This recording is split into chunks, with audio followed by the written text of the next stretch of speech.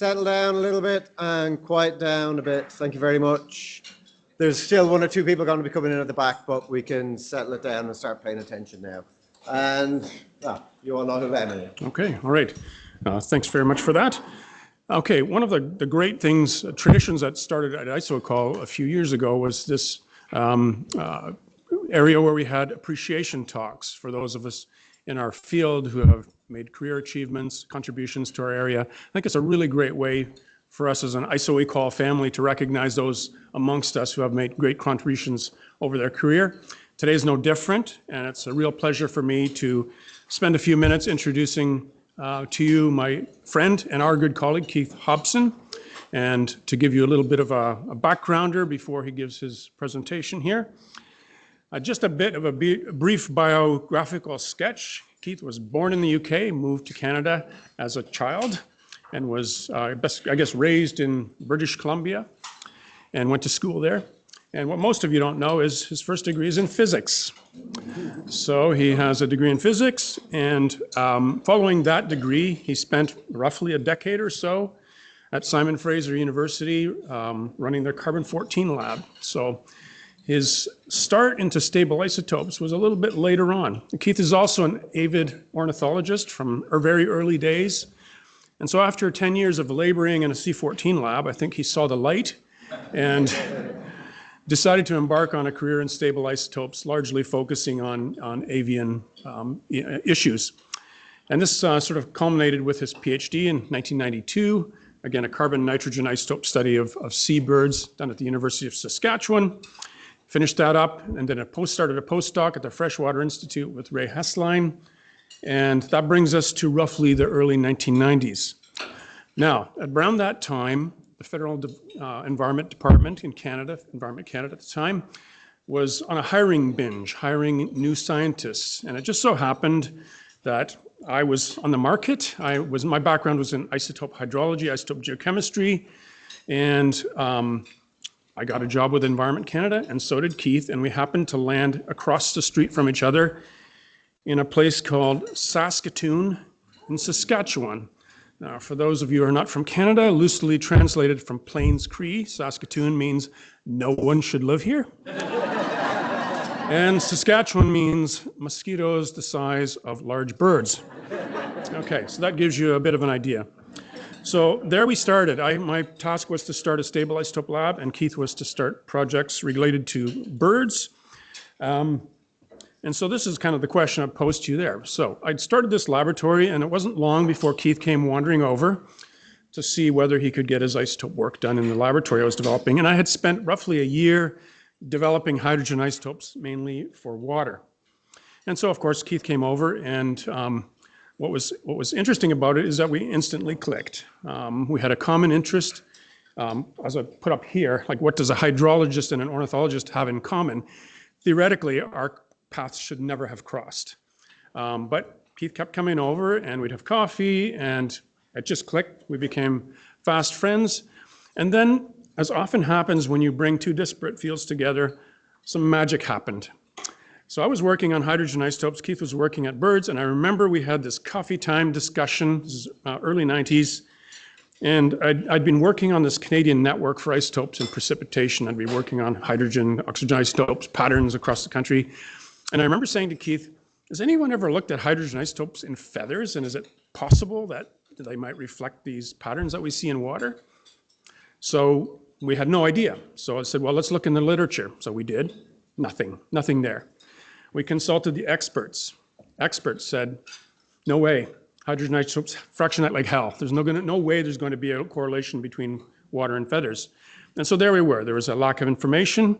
And I forgot to mention, this was the dual inlet ages, those dark dual inlet ages, which most of you are too young to know about, where everything was done manually and laboriously. So it just so happened that Keith had a bunch of feathers from locations around the world, and we thought, what the heck, let's give it a try. So he had given me the locations of where these birds had been collected. I gave him a rough estimate of what the isotopes of precip would be at those locations. And then he basically gave me the feathers and we ran them. So as I mentioned, the dual inlet ages, this was not an easy procedure. If you're lucky, you could get 20 samples done in a week. It meant burning a large feather, 10 milligrams or so, collecting the water, transferring the water to a tube, reducing it over zinc, putting on a manual mass spectrometer. And so time and time, it took a long time to get through this. And I ran them blind, which was interesting. And I'll never forget the day after I reported the results to Keith. And this is what we got. So he came running into my office. This is the original diagram, by the way.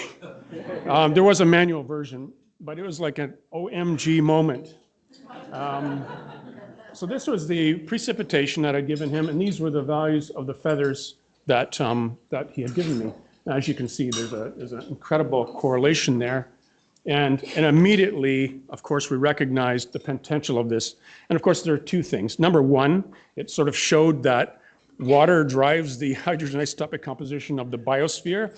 Maybe no surprise now, but it was a new thing back then. But more importantly, was going from the y-axis, you could pluck a feather, move over to here, come back down to where the W was, the water was, and then put it back on the map. Okay, so that was the idea that we immediately recognized out of this. And so this is, well, isoscapes are born. So that was fantastic work, and we eventually published it, but there's a story there. We tried to, the first thing you can imagine is, and people have asked us this repeatedly, why didn't you publish this in Nature or Science? And I can tell you right now, we did try that. And this was the paper from hell. We tried Nature, Science, no chance. And then eventually we submitted to Ecologia, which happened to have an isotope-enabled editor, and they didn't believe it. If you can, this paper sat for more than a year, and in fact, there were even insinuations that we had fabricated this data. So it literally sat at Ecologia for a year until a subsequent smaller paper came up with supporting results, and then finally it went through. So basically, that's how it started. So that was the first paper, I think, launching isoscapes there. Of course, when you get a success like this, the first thing you do is you get paranoid, and you think, well, what if somebody else can't reproduce this? You know, you kind of get a bit nervous about whether the results are any good. And immediately, I knew what we had to go to next.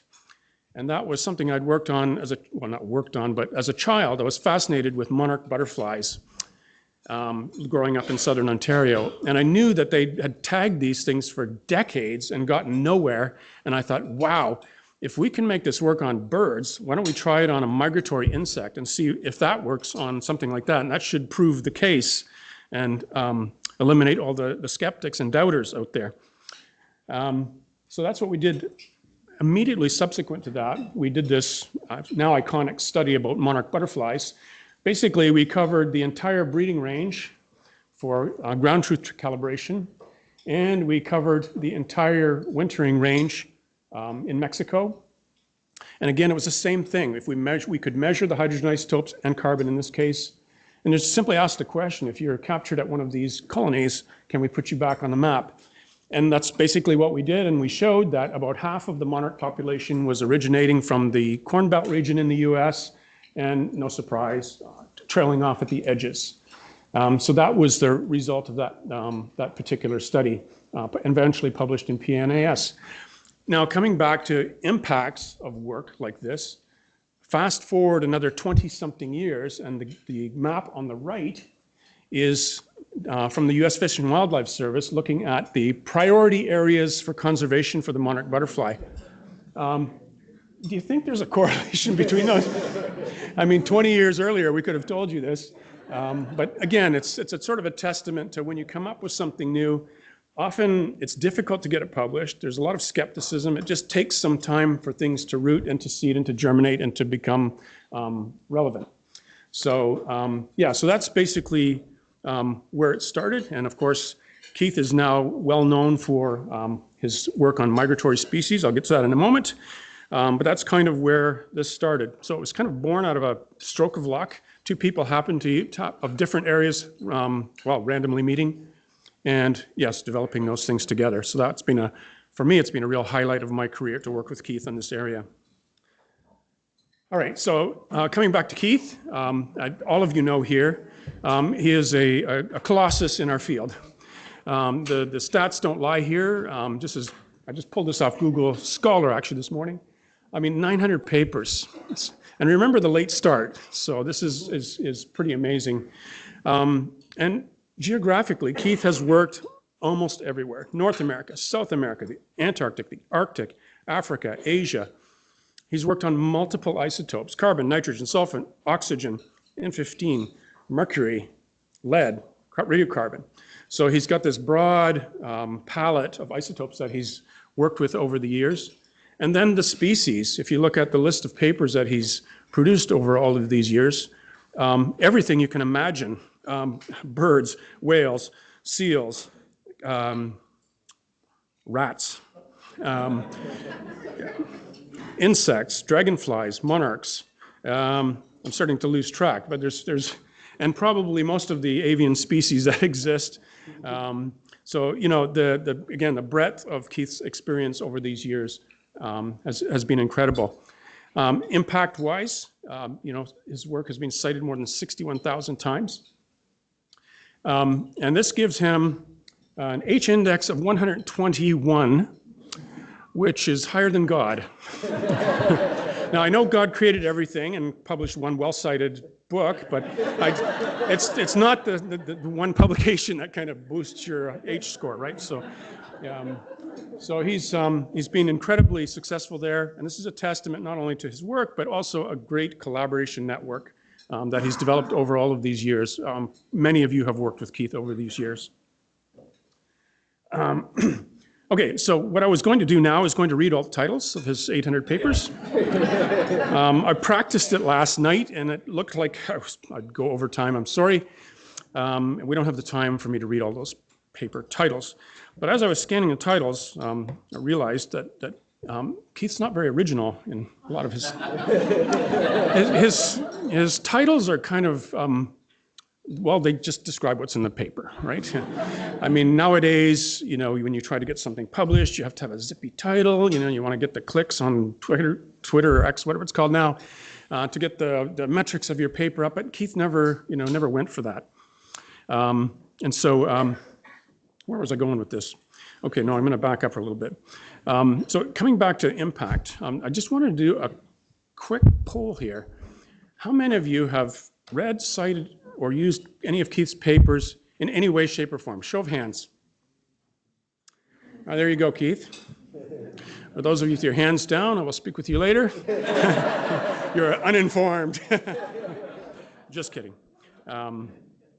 So anyway, coming back to the title. So, you know, his titles basically tell you what the paper is, and, you know, it doesn't sort of fit with the modern way of projecting papers. But I'd heard a rumor that Keith had just submitted a paper to a special issue, I think, of Migration, or Journal of Ornithology, something like that. And I'd heard that it's making quite a social media wave. I didn't quite understand why, so I had to go and look it up. But it seems it's trending on Twitter and so on. And I looked it up, and I'm just going to show it to you now. I don't know what all the fuss is about. But I do have a bit of a problem with the paper. I would probably reject it, but I'll let you decide. So this is, I just had to, okay, here, we'll just rip the paper down. Here it is.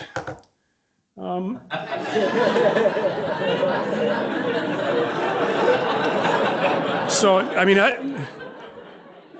as you can see, I don't realize what the fuss is all about.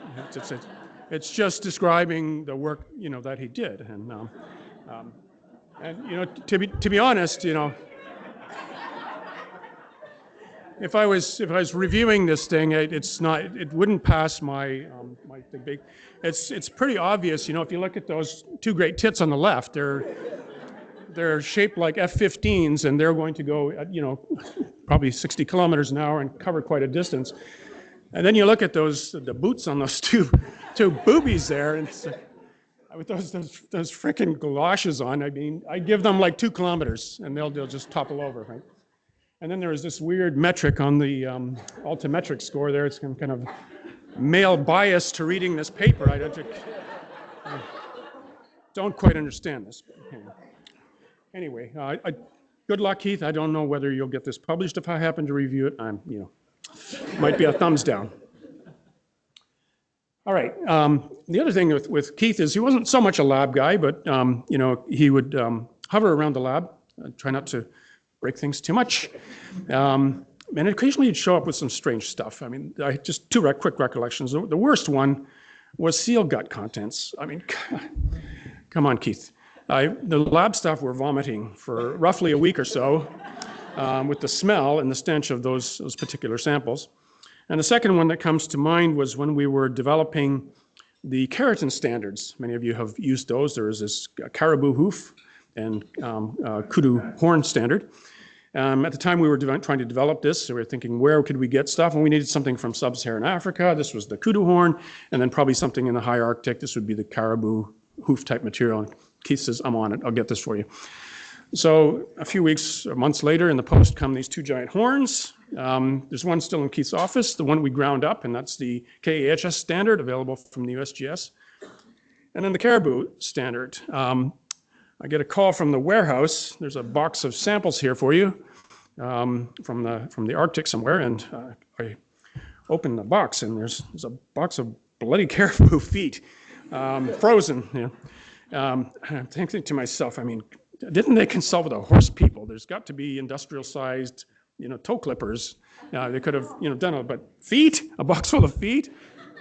But there you have it. So we did the old clipping and got the KAHS standard finished. And I heard rumors later on that there was a kind of a stick-footed population of caribou that had fallen through the ice because of the poking and had drowned. So that's maybe the unfortunate circumstance around that. The other legacy of Keith, with which you will know, is he was a co-founder of this particular meeting. And I'll just give you the story of how that went. So it was back in the 90s, and many of you probably find this frustrating with the big scientific meetings, is that there's no place for this type of work. You always end up on a Friday session, dumped into some residual session, and there just wasn't a home for this type of topic. And so at the time, and of course we were young greenhorns at the time, we thought, well, why don't we try organizing a meeting and see how it works out? And we had no idea that it would translate into this. So we had, this was the pre-internet days, by the way. So we put out the call, and amazingly, more than 100 people came to Saskatoon, Saskatchewan, and to attend this meeting. And it was absolutely phenomenal. Now, just judging the crowd here, I think, is there any that attended the original? Brian? Okay, so this is showing our age, Keith. So there's n equals 3. All right, okay, so there's 3 of us at the original meeting. I know Brian was there. I thought maybe Noreen was there, but no. And it was a great, fantastic meeting. Our plenary was Marilyn Fogel, and we had just a fantastic meeting. We presented our migration work there for the first time. The Germans attended, which was a good sign. And it was also an interesting meeting because that's where the TCA was announced. The whole continuous flow, the ability to do online oxygen and hydrogen. So that was sort of the birth era when that sort of technology started. So again, as far as legacy, Keith, that was a great fun time. One last memory of that meeting, I think it was kind of a drunken meeting one night. We ended up in some seedy bar, and I remember that Brian was there, Marilyn was there, Keith was there, myself, a few others, and a guy called Steve Taylor. And all I remember is Marilyn, Brian, Keith, and Steve dancing on the tables to 70s disco music. After that, it's a black, I don't remember what happened after that. So a memorable meeting in many ways. And now, 13th meeting, 26 years later, we're still at it, and this is amazing that we are still carrying on this tradition. Okay, finally, I could not, in good conscience, acknowledge Keith's partner, Xiomara. They met in Mexico when we did the monarch work, and ever since then, they've been together, a great couple, and they both share a passion for monarch butterflies, and ever since they met, They've been working together on the conservation, preservation of monarch butterflies. And again, to them, and also to say that, you know, despite Keith's success, it's rare that it's a solo effort. And I think in this case, she has been there for him.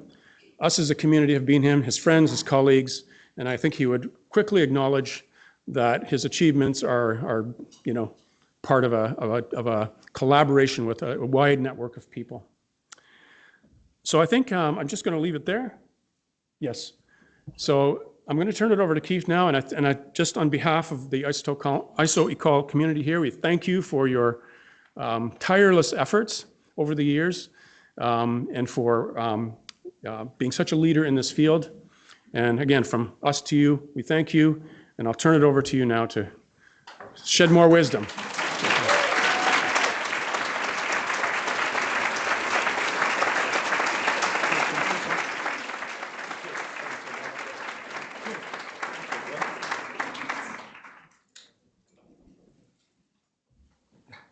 Could just open me up.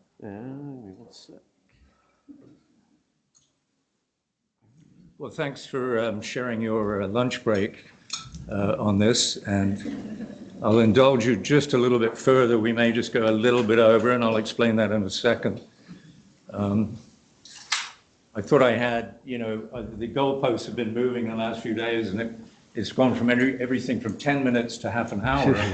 So I had to prepare for that. And I can see I'm going to be dropping slides as we go very quickly.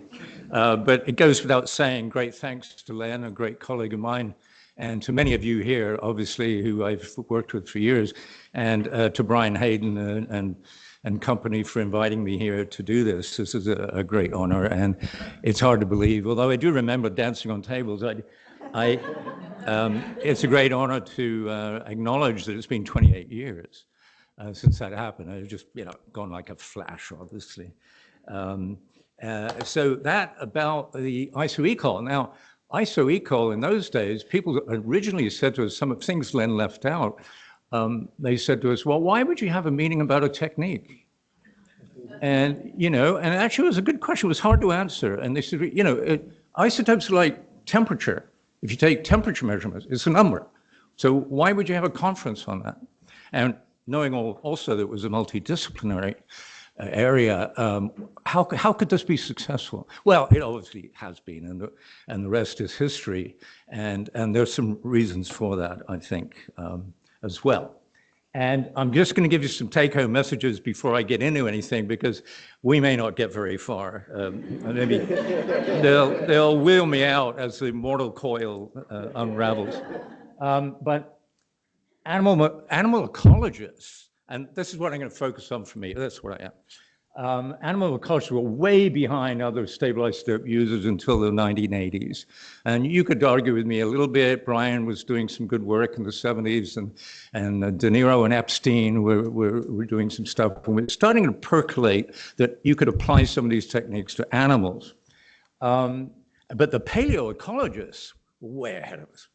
They had meetings, they were doing all kinds of neat stuff, reconstructing past ecosystems and food webs and so on. And it's interesting now that we have surpassed them hugely, and they have petered out. Tamlin, you may disagree with me on that.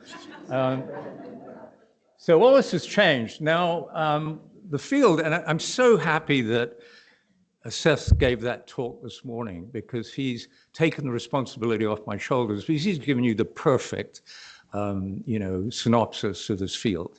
I couldn't do that. You know, this 35-year retrospective on this. Well, how I couldn't do it. And so he's done all of it. Everything that he highlighted would exactly what I would say, and have a little bit here, but we'll see how it goes. And then to wrap it up with Brian Fry's work, the very last talk we had was brilliant, because it was exactly where the field is going. So, you know, if you put those two together, it's like where we've come from, where we're going to. That's us for the next 30 years, as far as I can tell. I have no other insights to offer on that point. You are what you eat, we know that. We'll talk a little bit more about that. You are where you eat. I think there's some more stuff we can do there. And there's some technical breakthroughs, but as Len has alluded to, I'm not the lab guy that he is, and so he has, you know, all the handle on that stuff. But you'll see where I quickly peter out, and I don't even mention clumped isotopes as it measures. And then where I think the big sea changes happened in our field and in this conference is that the new world of compound-specific isotope analysis, that's not telling you anything you don't know, but really the branching into physiological ecology and blending it with conservation biology in the world we now live in terms of trying to coexist and preserve non-human organisms, is essential. And I think this is where we can really make some progress and keep going and so on. Okay, oh yes, again, a few take-home messages. Isotopes never lie. What do I mean by that? I'm not being too flippant, but the point would be that your number is a number. And you can call it an outlier, that's up to you. But it may not be quite what we would think is a statistical mathematical outlier. It tells you something, and as long as the mass spec has done its job properly, it's telling you something. And we've often found later, it's like, something's wrong with this number, but no, there's nothing wrong with the number. It actually, the bird grew the feather in a different place than you thought it did, etc. Isotope data are not just numbers. They're not just temperature values. And Seth alluded to this morning, that it's an integration of tens to thousands of events. So that when you get this number, you cherish it. It's valuable. It represents, in food webs, and certainly when it gets to animals, many, many, many biophysical events, and so on, and so on. So we would like to emphasize that, and I think that's our strength. And I think a lot of non-isotope people don't realize that. I have many people come up to me and tap me on the shoulder. I heard isotopes don't work. I've had that. I'm collecting quotes, and that's one of them. And why has this conference been so successful? I've no idea, in a sense. And I think you're best to answer that than I am. But I really do believe that it has to do with the common language we have. We kind of speak the same language, no matter what discipline you're from. It's getting more and more difficult on that front when we're getting into the biochemistry and so on. But you know what fractionation is, you know what isotope change is, you know what causes those changes, you know what integration is. You're starting to know a lot about that kind of stuff. And then, so it doesn't matter if I can talk to Len as a hydrologist about what, I hate, Norina kill me, the term water isotopes. I shouldn't use that, I realize, but let me just throw that one out. And that's because, we understand these beautiful, exquisite mechanisms that occur in the universe, and so on. Well, be careful who you collaborate with. And I throw this out because I had no idea what Len was going to cover. And he could have made it much more embarrassing than he did. And so I was hedging my bets with this. And Shakespeare said that time doth make fools of us all. And we get old, we get older. And here's a young Len Wassenaar. So that's my getting back at Len. So there. But obviously, it's been wonderful, and it goes true of many of you here who I've worked with as well. Well, how much has changed in our field? This is an old flight tube from Near's lab, and this is at the University of New Mexico, and I took this right off the wall there, and not much has changed, and not much will change. You're separating, mass to charge ratios in molecules, etc., and accelerating them down flight tubes, and you're counting. So that's not going to change very much. I think we probably pushed that, and the manufacturers have probably pushed that about as far as we can go. But a few other neat things have happened, and one of which, of course, is along came the continuous flow isotope ratio stuff that Len has talked about. And unfortunately, I finished my PhD thesis just before that. And I like to point out to my grad students, don't you ever complain to me about getting samples through, because we would slave all day offline for getting 8 to 12 N15 samples run and burning your fingers on Vicor tubes and blinding yourself with light and so on. So, hey, so you have it good. But one of the other technological things that have happened, and this is my limited way of looking at this field, would be the whole laser, the advent of lasers, and looking at only specific isotopes for those tuned lasers. But that's also revolutionized things a fair bit. And in talking about lasers, I've certainly got to know the group in Albuquerque, but also the whole aspect of triple oxygen isotopes and so on. It's just getting very exciting. And if you can use a laser to do this, as opposed to a dual inlet approach and a mass spectrometer, oh boy, you're really going places. And John Whiteman, and his group and Seth and Zach Sharp have been looking at this. And so I sort of, at least this is how I dabbled in it, I at least went this far as to take an interest in whether the cavity ring down people or the Picaro people were pursuing this. Are you guys on this? Because I hear you can't get the resolution. I listen to Len too much. Len said, you can't use you can't use these lasers to do the 017 work. And indeed, Zach, who's on the left here, indeed did not. He did not go that way. He went the dual inlet stuff and offline. It was just really a tremendous amount of work. He was getting beautiful precision on his 017. But then he got some, grad students come along, postdocs, and they formed this company where they put out the anodyne instrument here, and they've done all kinds of things, and only in a way that Zach Sharp can do, he put a dual inlet system ahead of it, which is on what he's pointing to there. The idea is you have to balance the pressures going into those lasers very, very precisely, and you have to flush them between events and all kinds of things. Only Zach could come up with this, and so I cherish this picture. And this is the way he used to do it. He won't touch this machine anymore. So I don't know what you guys are using it for, but it's a beautiful machine. But he's just dedicated to do that. All right, now, we could go on. You pull me off anytime you want, okay?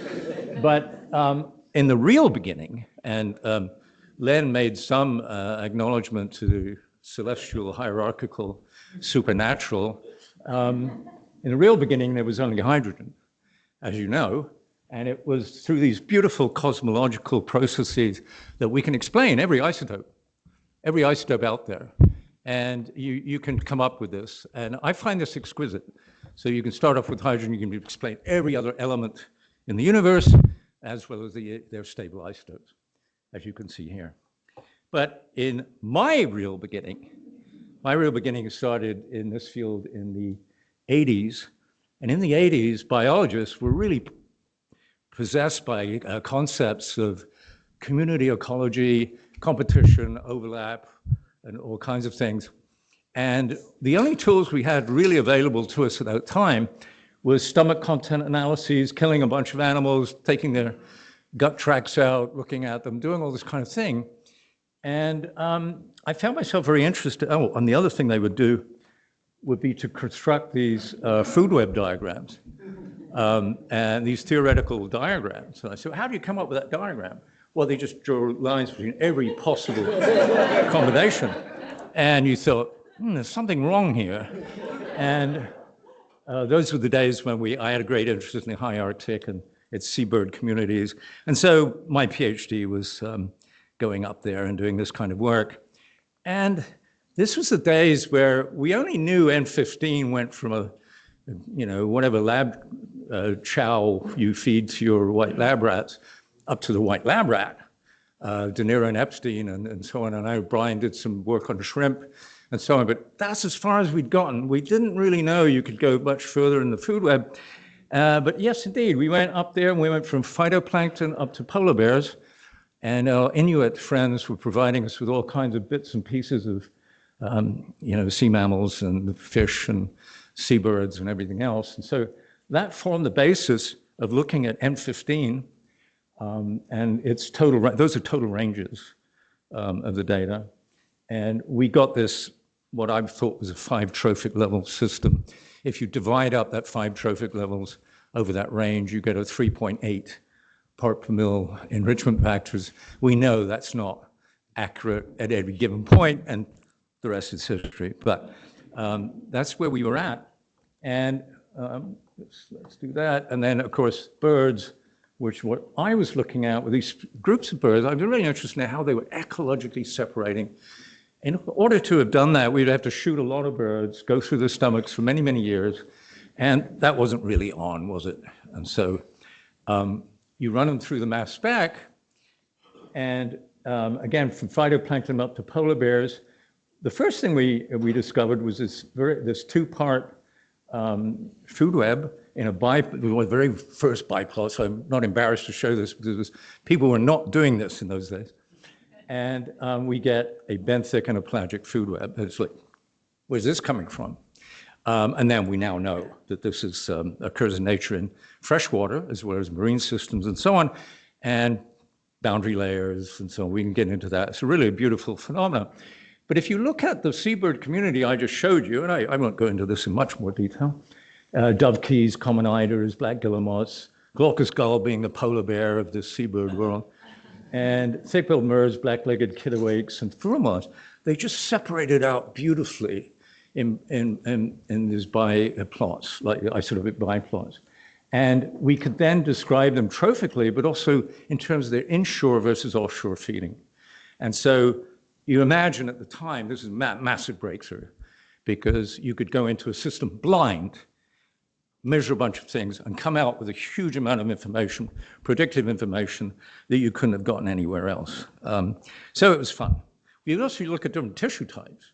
And people are really still not doing very much of this anymore. I'm surprised, especially with bone collagen. It's good to hear some modern day bone collagen now being done, because archaeologists did bone collagen. We did some bone collagen, but then people haven't touched that very much. But if you look at the annual diet of these birds and their winter diet and their chick-rearing diet and their summer diet based on those different tissue types, you could start to reconstruct a year-round dietary trophic position and figure things like that out. The big breakthrough, though, was with combining isotope work with contaminants. And the contaminant people today, it's cheap to run isotope data on samples. The expensive part is the contaminants. But in the high Arctic where we were working, there we were able to look at all kinds of compounds. And it turns out that the slope of that line in terms of a food web is giving you a lot of information about bioaccumulation. And you could quantify it for the very first time. But the thing that people didn't look at very carefully were the residuals of these relationships. And if you look at those, the ivory gull, for many of these, is the one that's highest up, IVGU. And that's top of the food web. These guys scavenge seal carcasses and all kinds of things. And they are higher in those contaminants than you would predict based on their protein levels. So that we were already starting to think about metabolic rooting and so on. Okay, I can see I'm going to really run out of time. But fast forward. Here we are today. And we're doing the same things. But we're doing them with a whole lot more tools and a whole lot more sophistication with R packages and various things and cyber and CIDR and so on. And it's wonderful. And so now is a great time to be doing this, and we're doing it, and it's being done. I wouldn't say we can put this to bed now yet, because there's all kinds of revisionist thinking of where we go with this and why we're making mistakes with trophic enrichment factors. We've talked about this. And those conversations will go on. And they will be pursued not only in the bulk isotope field, they'll be pursued in the compound-specific isotope field as well. So in some ways, nothing's changed. We still have to do a whole bunch of experimental work and figure a lot of this out. Some of us have tried a lot of this with controlled studies, and I would say you've heard of compulsory military, engagement in various countries. I think we should have this in IsoEcol, and that you have to do your 2 years of raising something in captivity and so on. And I would say, you know, we're stretching it when it comes to sharks and pythons and so on, but, you know, on some other things, boy, you better get onto it. These are some of the ones that I'm familiar with, and I've dabbled in most of these, but some I haven't. But, you know, for carbon and nitrogen, most of those.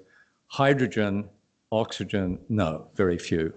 But we've played games with raising things in captivity and flipping diets and coming up with these sorts of things. Even putting birds in wind tunnels and saying, does exercise and mimicking migration actually change those turnover rates or those trophic enrichment factors? Whole new story, I won't go into that, but those are things you can look at. The whole thing of not just where you eat, but what you eat, getting into this thing of transfer of nutrients from one part of the life stage to another in a migratory animal. And Pete Mara famously got the cover of Science on this work by saying his red starts, which were wintering in Jamaica, which were making it back, the ones that got back first and did well were the ones that occupied in the wintering grounds 4 months earlier, nice mesic states, were those ones that were occupying xeric conditions and dry conditions didn't do very well. They got back much later. And so this was a way of bridging time. And so we played all these games with isotopes. We since followed the same thing through with other species from the Caribbean. And sure enough, they seem to hold up. Palm warbler is a Caribbean overwintering bird that its claw values are giving you its overwintering site values. You're the last to get back if you have occupied a very poor habitat in the wintering grounds. So taking something that happened in a previous time and transferring it over to actually come up with those contributions is something we've done. Okay, I'm going to skip this and just say we got into hydrogen isotopes. Lem's gone over that. This is the real raw data now. Doesn't look quite as good as the stuff Len showed you. But there's everything that we've run over many, many, many years, many different types of waterfowl, seabirds, songbirds, whatever. Not seabird, songbird, terrestrial birds. And sure enough, you know, these guys are from the high Arctic, these guys are from Texas, and they all sort of coming out along that line. I love that line. And other people say, look, it's far too much variance. You know, what can you do with this? Yeah, you can do a lot of stats with this. And you can actually constrain this a great deal as well. And you can play games of coming up with isoscapes and so on. And, you know, the other thing you can do is look at Africa and you say, well, Africa is a very interesting one. Let's try to apply not only hydrogen isoscapes from the GNIP data set, let's look at carbon and nitrogen isotopes as well, put them into one model. And we asked a simple question, what does the African continent look like isotopically? And the single colors there are isotopically clustered regions of Africa. And you could start going back to Africa, asking where our birds are coming from, and so on, and reconstructing origins based on more than one isotope in a statistical framework. And so that's where we've gone with that. And then in North America, we have such a beautiful gradient on the breeding grounds where these birds grow their feathers. And so we can go back down to the wintering grounds and place them back. Okay, so all this is history. The other wonderful thing we've been able to do in especially Europe, where they ban millions of, I mean, the Brits are just completely, or the Europeans are crazy in terms of ringing anything that moves.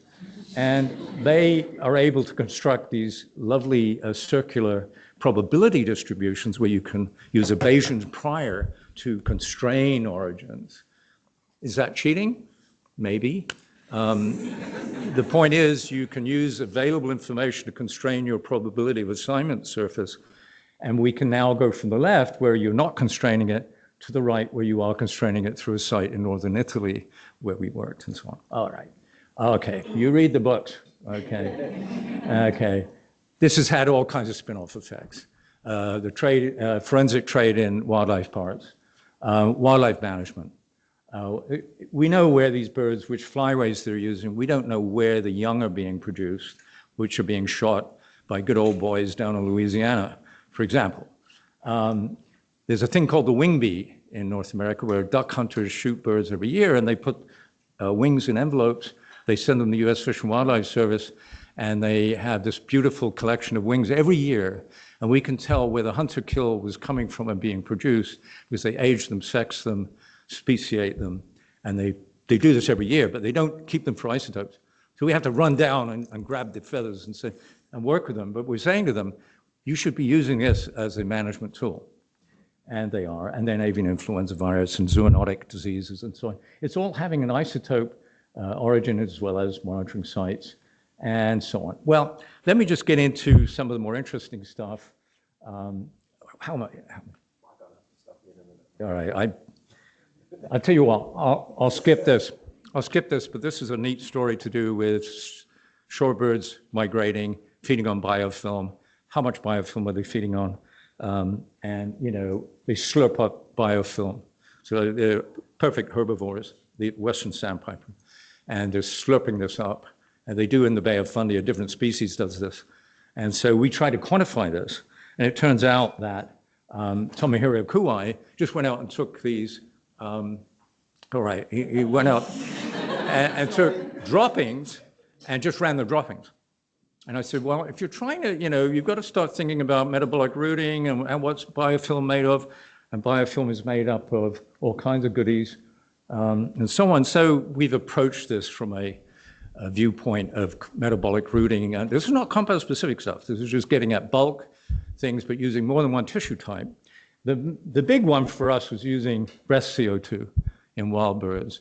And that actually allowed us, and I won't go into the arithmetic, allowed us to come up with how much biofilm were they really feeding on. And it turns out the protein and the energy components are slightly different, but we could model that and prove me wrong. I mean, I could be wrong. Okay. Okay, now, you know, Seth and his group have pioneered this. I could, you know, shout out Kelton's group and Brian Popp and Chikorishi and others. Yes, indeed. I focused on this group because I'm working with them and also terrestrial. You know, there's been a fair bit of marine stuff done, but I'm really excited about what we can now do with terrestrial stuff on this front. Okay, you know all about this. We've looked at this questions with Seth on capital versus income breeding. And I'll just whip down here because that's the old way of doing it. How would you look at this from a compound-specific viewpoint? I'm too old now and it's too into my retirement to set up my own lab. So I got two or three questions that I really want, burning questions. One was capital income breeding. And working with Seth, we've been working out some ideas of this offset that you would expect between body protein and what goes into eggs. And if you got that from diet, so it's just that remodeling thing, and whether your essential amino acids, your source amino acids could drift up and give you a quantifiable metric of capital breeding. So that's the nature of that beast. And we think we've come up with this spacing that you see in penguins, which is a beautiful capital breeding and so on.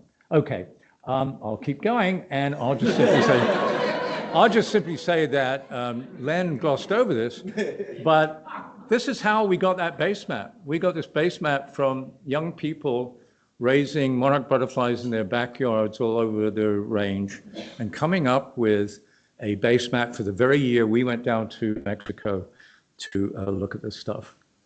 Okay,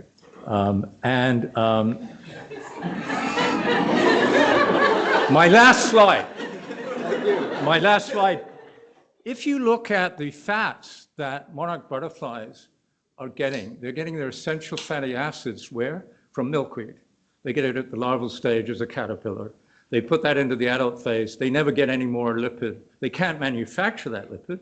They can only get it from diet, and they're only nectaring as an adult beyond that. They take those fats down to Mexico just before they overwinter. They overwinter and fast for 4 months. And then we're asking the question, and Libisha will talk about this next, and it'll be a question of how do they use those fats and where do those fats come from? And guess which one? Oh, all right, well, fair enough. The only one that's really showing up that has a beautiful correlation with their wing value, which gives our natal site, is ALA. So ALA is a precursor to the omega-3s. This is exactly what you would expect them to be conserving. I'll leave that story to Libisha. I'm just going to leave you with the very last slide, which is, you guys, IsoEcology would be a great name for a journal. Would you hurry up and get on it and get a journal going?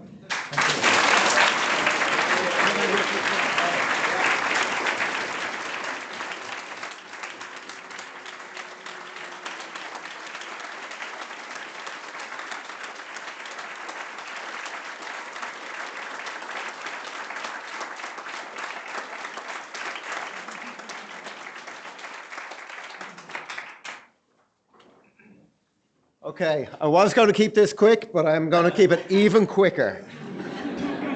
I have a little story to tell, Keith. And a colleague of ours, a shared colleague of ours, Tony Diamond, who was a professor in UMB here when I arrived and retired a few years ago. And unfortunately, when he retired, his family would not allow him to take all the collections of PhDs and master's theses they had collected over the years back to the family home.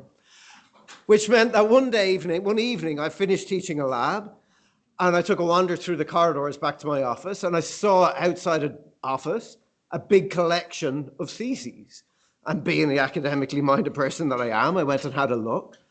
And at the very top of this random pile of theses that was sitting in a random corridor in the University of Brunswick was this book, which is The Use of Stable Carbon and Nitrogen Isotope Analyses in Seabird Dietary Studies, written by Keith Allen Hobson in 1991. Okay? And there's a dedication in here for Tony, with best wishes from Keith, in February 1992. There's now a separate dedication in here as on behalf of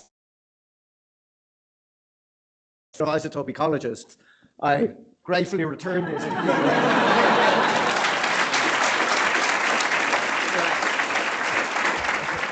to Tony was on my advisory committee, which is probably why he got this. Just following up from Len's earlier point, there is a paper that's published, and the name of that, a real paper, and the name of that paper is Blue Tits in Winter. Okay, before we let him go. Oh, wonderful.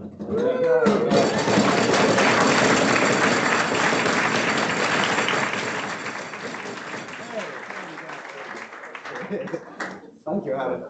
Thank you so much. Wonderful. Right on. All right, thank you, Keith. Good night. Sorry to be so late. Wonderful. And now I'm delighted to hand back over to Hannah, who's going to chair this session and get us right back on time. Okay, we're just going to roll from here. Yeah. All right, you'll help me. I'm just going to stay. Okay. Migration Ecology 1. And the first talk is Ana Felipa Vieira's book, An Amino Acid, Carbon and Nitrogen Reveal Foraging Strategies of California Sea Lions During a Harmful Algal Bloom.